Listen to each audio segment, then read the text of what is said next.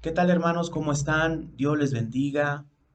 Es un placer para mí el volver a estar juntamente con ustedes para compartir este panorama semanal de lo que vamos a estar meditando durante estas semanas. Reciba un fuerte abrazo de parte de todos los que colaboramos en este ministerio y con la intención, ¿verdad?, de que usted esté meditando, se esfuerce, siga disciplinándose, ¿verdad?, en estar meditando la palabra del Señor. Esta semana, hermanos, estaremos terminando de meditar el libro de Éxodo. Ha sido un libro extenso, pero seguramente de gran bendición para cada uno de ustedes. Y estaremos meditando también los primeros dos capítulos del libro de Habacuc. Así que terminando este libro de Éxodo, vamos a ir a Habacuc, que es un poco ya cientos de años después, pero que tiene toda relación. A través de lo que vamos a ver el día de hoy, quisiera unir estas dos ideas y sobre todo hacerle reflexionar sobre lo que nos vamos a encontrar en esta terminación del libro de Éxodo y el comienzo del libro de Habacuc. Cuando nosotros vamos a ya el capítulo 39 y 40, ya culminando el libro de Éxodo, tenemos que recordar que Dios sacó al pueblo de Egipto, lo trae al desierto. En el desierto Dios le da sus leyes, le da sus mandamientos, hace un pacto con el pueblo y el pueblo asienta a hacer ese pacto con Dios y se compromete a obedecer. A partir del capítulo 25 hasta el capítulo 40, vemos la historia acerca de la elaboración del tabernáculo. Dios entonces le da a Moisés instrucciones precisas de cómo tenía que elaborar ese santuario para Dios.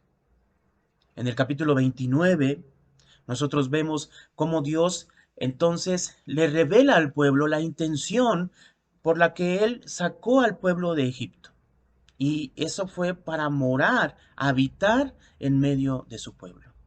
Eso significa que Dios iba a santificar al pueblo. Eso significa entonces que Dios iba a limpiar, purificar a ese pueblo, pero también al mismo tiempo lo iba a consagrar para su servicio, para que ese pueblo pudiera vivir bajo la voluntad de Dios, para que ese pueblo pudiera servirle a Dios. Vemos entonces cómo el pueblo se revela terriblemente delante de Dios en el capítulo 32 y cómo se rompe ese pacto, pero Dios tiene misericordia de ese pueblo y restablece el pacto con ese pueblo.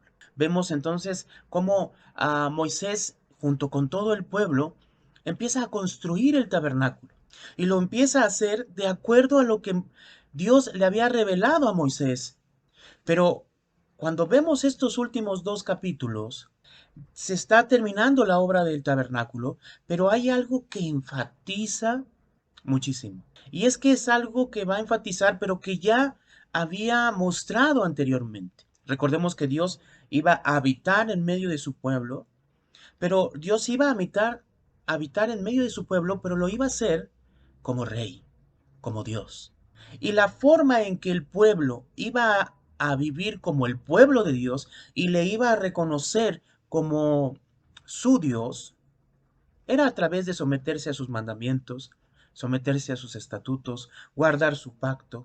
Entonces tenemos que pensar, esta idea en realidad corre durante todo el libro de Éxodo, donde Dios está gobernando a su pueblo, dirigiendo a su pueblo, va delante de su pueblo, va guiando a su pueblo, pero el pueblo tiene que vivir bajo su voluntad. El pueblo tiene que vivir escuchando la voz de Dios y dejándose guiar, satisfaciendo así la voluntad de Dios.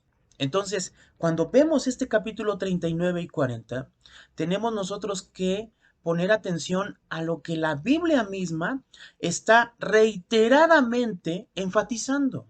Mire, si usted me acompaña al capítulo 39, verso 1, dice la palabra de Dios así: del azul, púrpura y carmesí, hicieron las vestiduras del ministerio para ministrar en el santuario. Y asimismo hicieron las vestiduras sagradas para Aarón, como Jehová lo había mandado a Moisés. Es algo que pues era lógico y es lógico porque era Dios el que le dijo a Moisés de una manera específica y clara cómo tenía que construirse el tabernáculo junto con todos sus utensilios y también aún así las vestiduras de los sacerdotes y de los sumos sacerdotes. Pero en este capítulo 39 y capítulo 40 vemos que enfatiza de una manera esta expresión. En el verso 5 vuelve a mencionar como Jehová lo había mandado a Moisés. En el verso 7 vuelve a enfatizar esta idea, como Jehová lo había mandado a Moisés. Si nosotros vamos al verso 21, dice, como Jehová lo había mandado a Moisés. No solo se queda ahí, sino en el verso 26 cambia un poquito, pero quiere decir lo mismo. Mire cómo dice en el verso 26, como Jehová lo mandó a Moisés. Lo había mandado y lo mandó. De esa manera Moisés y todo el pueblo está realizando la obra del tabernáculo. ¿Cómo? Como Jehová lo había mandado. Entre el capítulo 39 y el capítulo 40, esta expresión se repite 16 veces. ¿Usted piensa que la Biblia, Dios, a través de Moisés, quiere enfatizar algo? ¿Piensa usted que esto no es que Dios está queriendo, terminando este libro, está queriendo enfatizar en realidad la forma en que el pueblo tiene que vivir en relación a su Dios? Todo lo que Dios quiere es que el pueblo viva satisfaciendo su voluntad. De hecho, este capítulo 39, en el verso 42 termina diciéndolo de esta manera, dice, en conformidad a todas las cosas que Jehová había mandado a Moisés. O sea, todo se hizo en conformidad a lo que Jehová había mandado a Moisés. Si nosotros vemos el verso 43, que es el último verso del capítulo 39, dice, y vio Moisés toda la obra y he aquí que la había hecho como Jehová había mandado. Pasamos al capítulo 40 y en el verso 16 dice, y Moisés hizo conforme a todo lo que Jehová le mandó. Y vemos esa expresión y vemos cómo vuelve a mencionar en el verso 19, en el verso 21, en el verso 23, en el verso 25, en el verso 27, en el verso 29, esta misma expresión, una y otra vez. Dos capítulos donde enfatiza que Moisés, el pueblo, hicieron el tabernáculo, levantaron el tabernáculo en conformidad completamente con lo que Dios había mandado. Entonces no queda duda, ¿verdad? ¿Cómo tiene que vivir el pueblo? ¿De qué manera está sometiéndose al gobierno de Dios ese pueblo, satisfaciendo la voluntad de Dios? Tal cual. Así tiene que vivir. Pero aparte de todo, ¿cómo termina este libro? De una manera donde nos vuelve a mostrar la misma idea. Miren, si nosotros vamos al capítulo 40, en el verso 34, vemos que dice la palabra del Señor, entonces una nube cubrió el tabernáculo de reunión y la gloria de Jehová llenó el tabernáculo. Entonces, ¿qué es lo que nos está mostrando? ¿Qué imagen nos está mostrando, hermanos? Dios está habitando, viviendo ya, llegando con su pueblo, para morar, habitar en medio de su pueblo. Dice el verso 35, y no podía Moisés entrar en el tabernáculo de reunión porque la nube estaba sobre él y la gloria de Jehová lo llenaba, su presencia. Era la presencia de Dios ya morando, habitando con el pueblo de Israel. Pero tenemos que pensar en el verso 36 y 37, ¿no? Dice, y cuando la nube se alzaba en el tabernáculo, los hijos de Israel se movían en todas sus jornadas. Verso 37, pero si la nube no se alzaba, no se movían hasta el día en que ella se alzaba. ¿Qué es lo que nos está diciendo el mismo libro de Éxodo? Dios está habitando en medio de su pueblo, lo está haciendo, pero ¿de qué manera lo está haciendo? Lo está haciendo como rey, como Dios, guiando la vida de su pueblo, guiando la vida de su pueblo. Entonces, tenemos que pensar, ¿no? ¿Cuál es la idea general de todo el libro de Éxodo? En realidad, podemos mencionar que se resume aquí. Dios librando a su pueblo de la esclavitud del mundo, de la esclavitud egipcia, para traerlo a su gobierno, para traerlo a su reino y vivir, habitar en medio de su pueblo, gobernándole a través de su palabra, a través de sus mandamientos. Pero quisiera que pusiéramos atención en el verso 38. Seguramente es una idea que ya tenemos y que en otros panoramas se ha visto. Dice el verso 38, porque la nube de Jehová estaba de día sobre el tabernáculo y el fuego estaba de noche sobre él. Y miren lo que dice el último, a vista de toda la casa de Israel en todas sus jornadas. Miren qué expresión utiliza aquí, la casa de Israel. Significa entonces, tenemos que pensar, hermano, ¿cuál era en realidad la casa de Dios? ¿Cuál era el santuario, la habitación de Dios? ¿En realidad solamente era el tabernáculo? ¿O en realidad era todo el pueblo? Todo el pueblo era su casa, donde él moraba, habitaba, vivía, ¿sí? Gobernando, dirigiendo, ordenando y mandando a la vida de su pueblo. Por lo tanto, este pueblo tenía que vivir de acuerdo a la voluntad de su Dios. Pero yo creo que nos pudiéramos nosotros poner a pensar, ¿no? ¿A poco sí Dios quiere que nosotros vivamos totalmente de acuerdo a su voluntad? Tal vez a lo mejor podríamos pensar y que no el pueblo tenía libertad de hacer otras cosas. Dios querrá que nosotros vivamos de acuerdo totalmente a su voluntad. No habrá algo que nosotros podamos aportar, ¿no? A esta relación entre Dios y nosotros, que a nosotros nos parezca mejor. Y déjame decirte, hermano, que seguramente muchos nos podemos preguntar esto, ¿no? Pero es lo peor que podemos hacer. Es lo peor que el hombre pudo hacer. Pensar que él, por él mismo, puede hacer las cosas. Puede entender entre el bien y el mal. Puede agradar a Dios por medio de su esfuerzo. Eso ya lo vimos en el libro de Éxodo. Pero ahora que vamos a estar meditando el libro de Habacuc, es de una manera reiterada, la Biblia nos está mostrando que el pueblo tiene que vivir de acuerdo a su voluntad, bajo su mandato. Pero Habacuc, el libro de Habacuc, más o menos se fecha, hermanos, entre el 608 y el 605 antes de Cristo.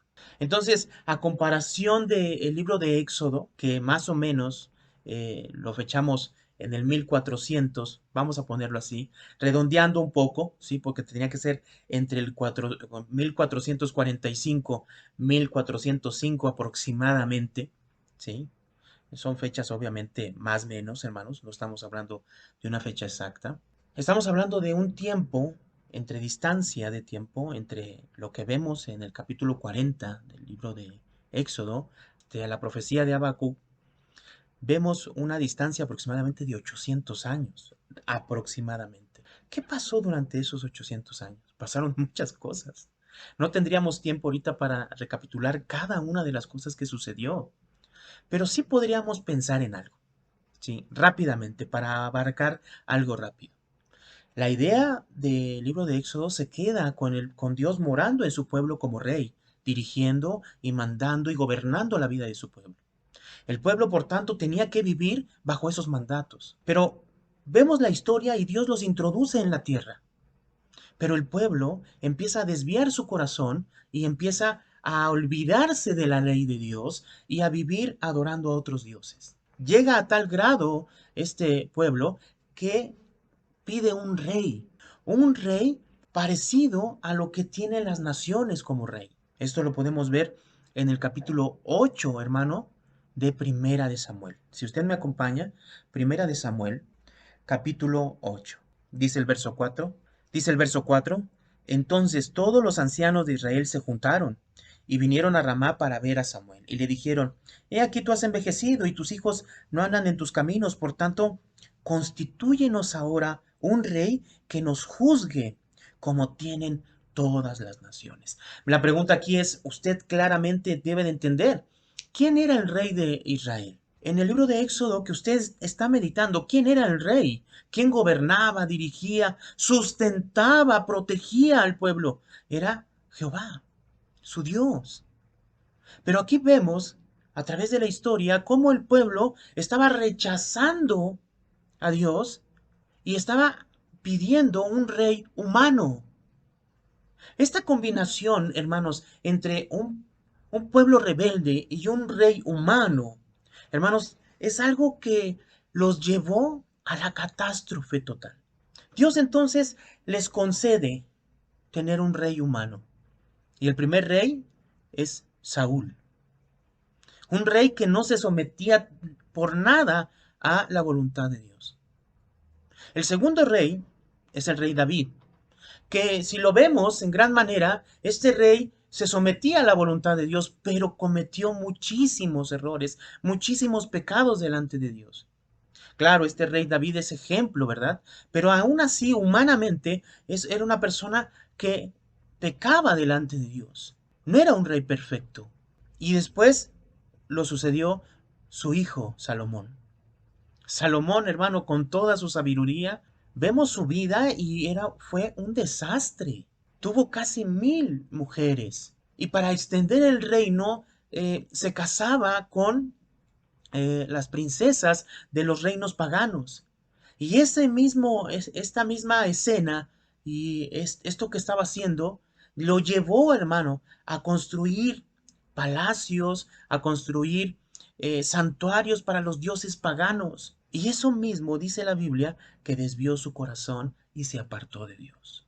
Entonces Dios decide, hermano, dividir el reino. Justamente con esa acción, Dios manda 10 tribus al norte para que sean reinados, ¿sí? Por Jeroboam. Y en el sur dejó solamente 2 tribus. Entonces, desde ese momento el reino se divide y se conoce en la historia como el reino dividido. El reino del norte se llamaba Israel y el reino del sur se llamaba Judá.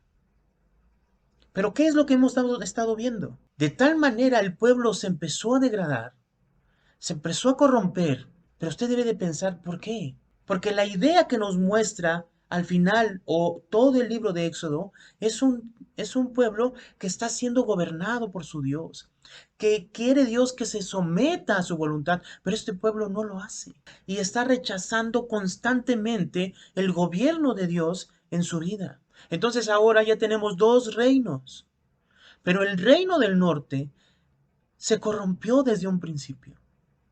Empezó a adorar, hermanos, a becerros, creyendo que eran Jehová. Entonces tenemos que pensar, ¿qué sucedió con este pueblo? Dios, en el año 722 antes de Cristo, decidió destruir al reino del norte, este reino de Israel, y permitió que los asirios vinieran, conquistaran Israel y los destruyeran, los llevaran cautivos a otras tierras.